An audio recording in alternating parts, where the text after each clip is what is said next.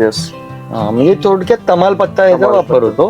आणि याची जी साल आहे तिचं आपण दालचीन म्हणून यूज होतो. आता साधारण तोडाल झालंय. हा नाही, हा दालचीन. हा दालचिनी तमालपत्र वेगवेगळे झाड. हा आता हा आपण कोकम म्हटलं असतं.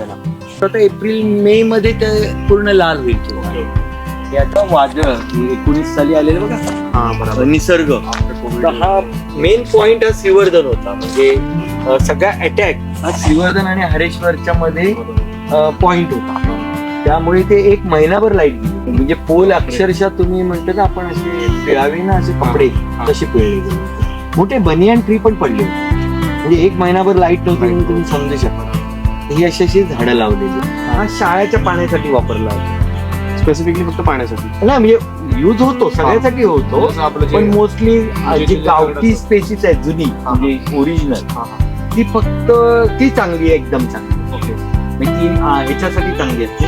आणि हा पाण्यासाठी हे ह्याचे काळी मिरी ही वेल जी दिसते ना तुम्हाला ब्लॅक पेपर आहे. पिंक. हा ब्लॅक पेपर ते आता फेब्रुवारीच्या दरम्यान होतं. हा आवळ्याचं पण छोटं झाड आहे ते. ओके. हा हे तर हे आवळा कोकम. ज्या वेळेला ही वर जाईल तेव्हा सगळी मोकळी होईल. आणि एका वन डिरेक्शन मध्ये मी लावलेले. एका डिरेक्शन मध्ये लागलेले.